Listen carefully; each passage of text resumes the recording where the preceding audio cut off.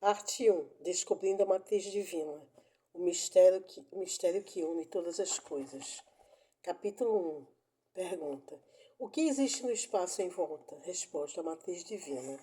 A ciência não pode resolver o derradeiro mistério da natureza.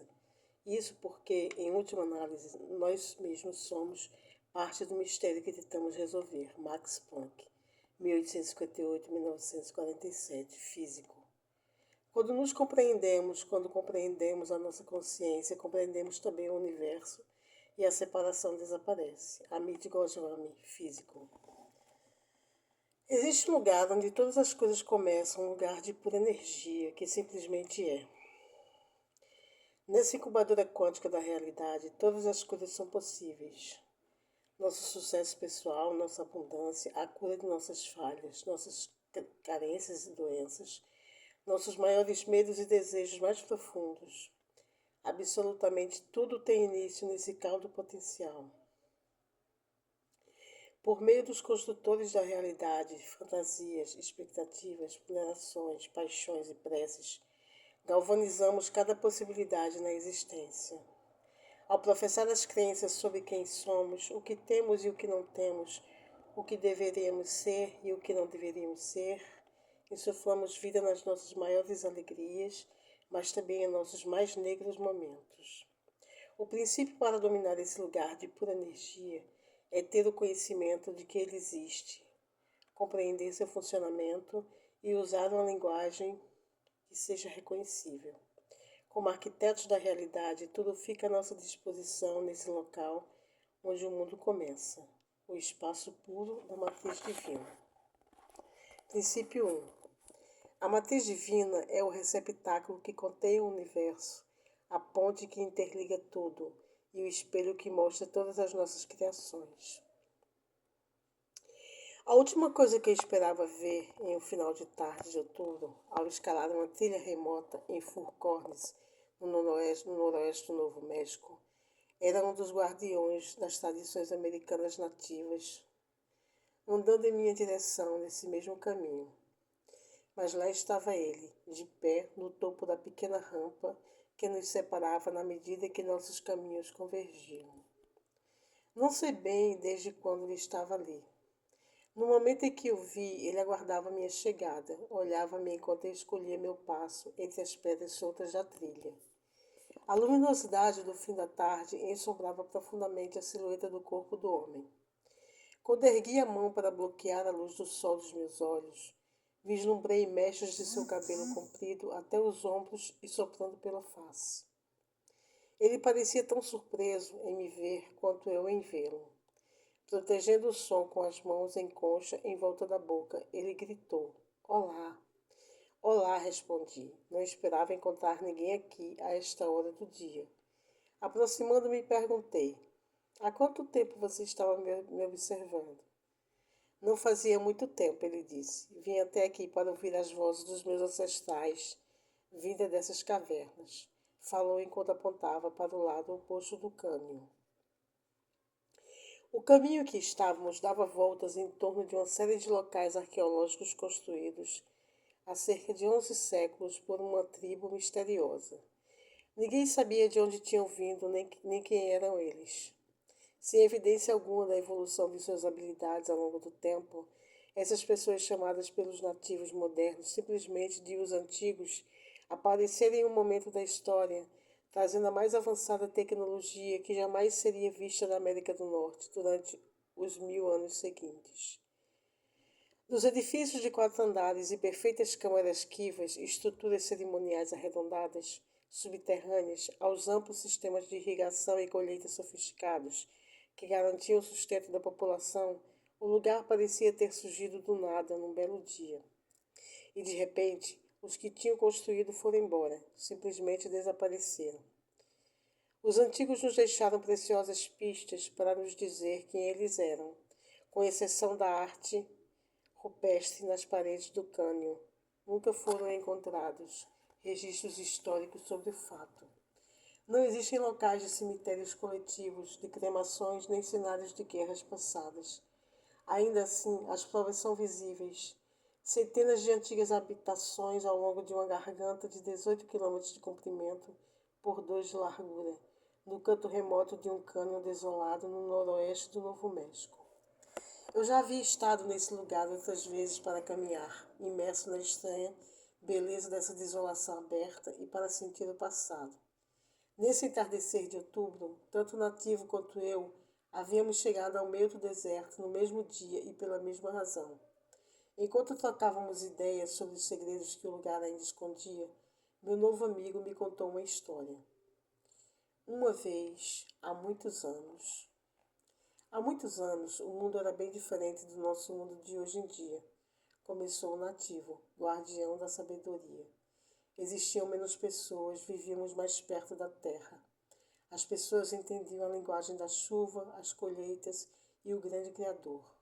Sabiam até mesmo como falar com as estrelas e os povos do céu. Estavam cientes de que a vida é sagrada e que ela vinha do casamento da Mãe Terra com o Pai Céu.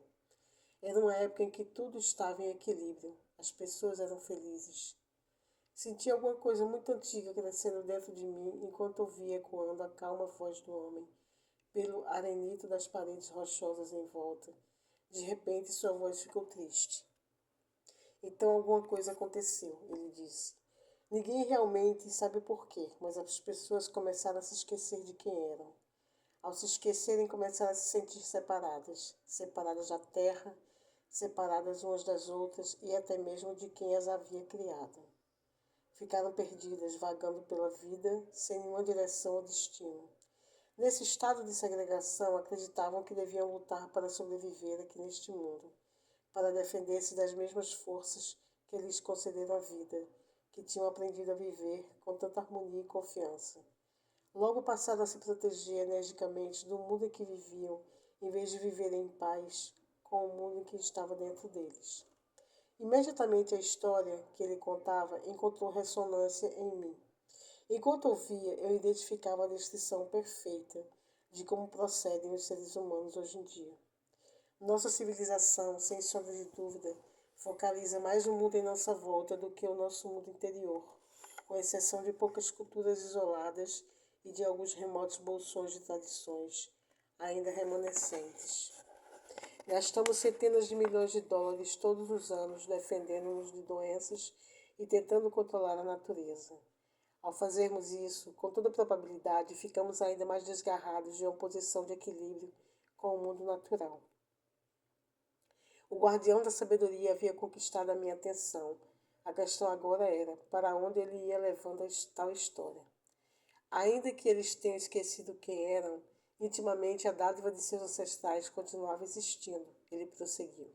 Ainda havia uma memória vivendo dentro deles. Durante a noite dormiam e sonhavam que ainda tinham o poder da cura corporal, de fazer chover quando necessário e de falar com os ancestrais. Sabiam que, de algum modo, poderiam encontrar, uma vez mais, seu antigo lugar no mundo natural. Enquanto tentavam se lembrar de quem eram, começaram a construir coisas externas para se lembrarem das internas, para se recordarem que realmente eram, intimamente.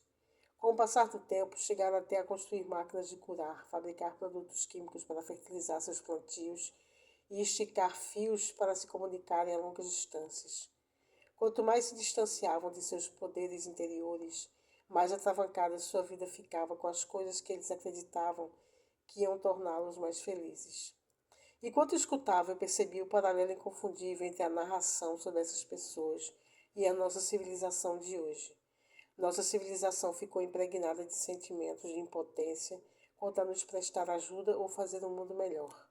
Com bastante frequência, sentimos-nos desamparados ao vermos pessoas queridas aprisionadas aos grilhões da dor ou na dependência dos vícios.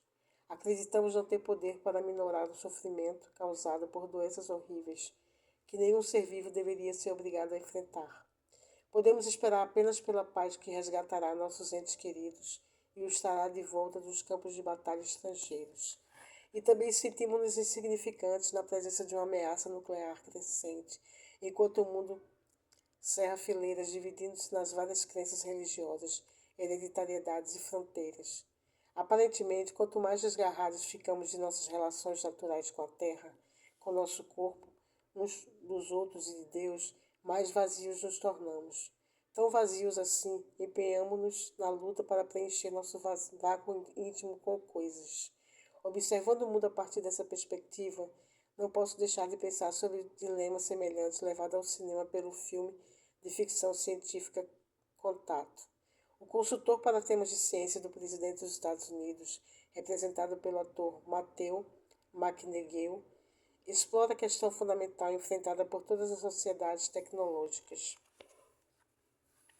Durante uma entrevista de televisão, ele indaga se nossa sociedade melhorou com os avanços tecnológicos. Teriam eles nos aproximado uns dos outros ou feito com que ficássemos mais separados? A questão acaba não sendo realmente respondida no filme, e um tópico desses poderia sozinho ser tema de um livro inteiro. Entretanto, o que o consultor desejava demonstrar era um argumento bastante sólido, quando indagou quanto de nosso poder dissipamos em distrações.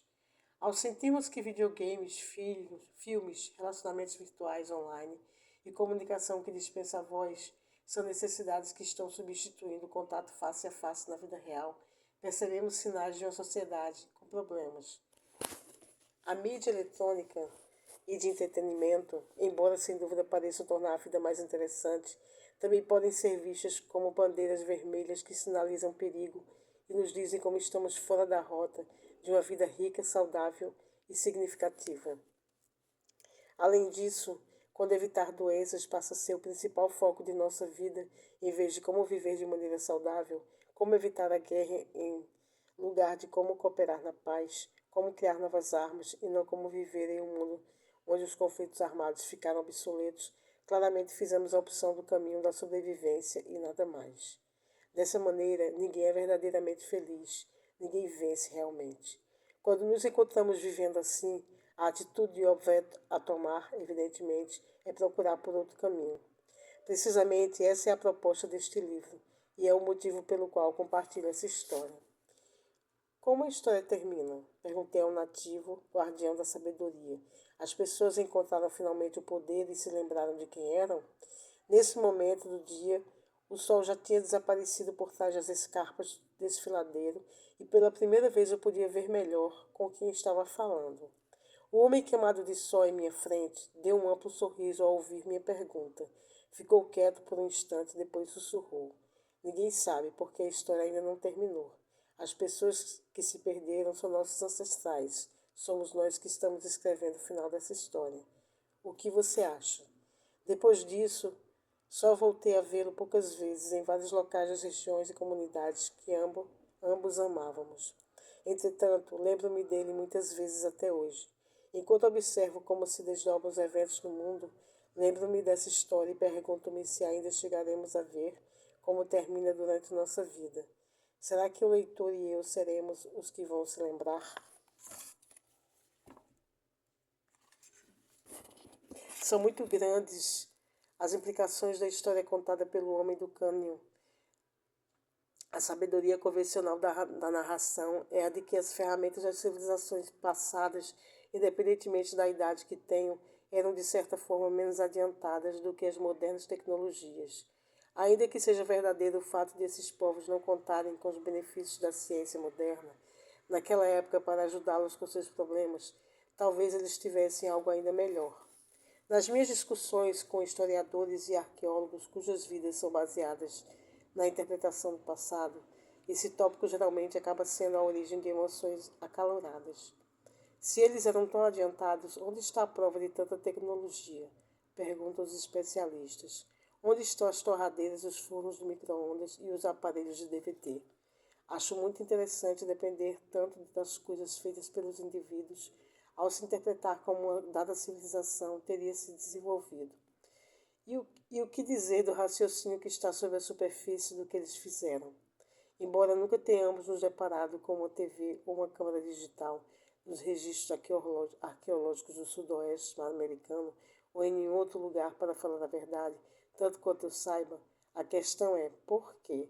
Será que ao encontrarmos os restos de civilizações avançadas, como as do Egito, Peru ou do sudoeste do deserto americano, estaremos realmente nos deparando com remanescentes de uma tecnologia a tal ponto adiantada que dispensa o uso de torradeiras e DVDs? Talvez tivesse superado a necessidade de viver em um mundo exterior desordenado e complexo. Talvez soubessem algo acerca deles mesmos que tenha lhes dado uma tecnologia interna para viver de modo diferente, uma sabedoria que já esquecemos.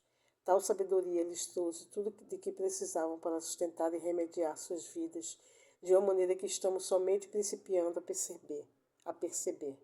Se isso for verdade, talvez não seja necessário buscar nada além da natureza para compreendermos quem somos e qual é verdadeiramente nosso papel nesta vida. É igualmente possível que algumas das nossas mais profundas e fortalecedoras percepções já estejam confirmadas pelas descobertas misteriosas feitas no mundo dos quanta. Durante o último século, os físicos descobriram que a matéria do nosso corpo e o universo nem sempre segue a forma limpa e organizada das leis da física, consideradas sagradas durante aproximadamente 300 anos. De fato, na menor de todas as escalas do mundo, as próprias partículas que nos constituem quebram as regras que dizem sermos separados uns dos outros e limitados em nossa existência. No nível das partículas, aparentemente, tudo está interconectado e é infinito. Essas descobertas sugerem que existe algo no interior de cada um de nós que não é limitado pelo tempo, nem pelo espaço e nem mesmo pela morte.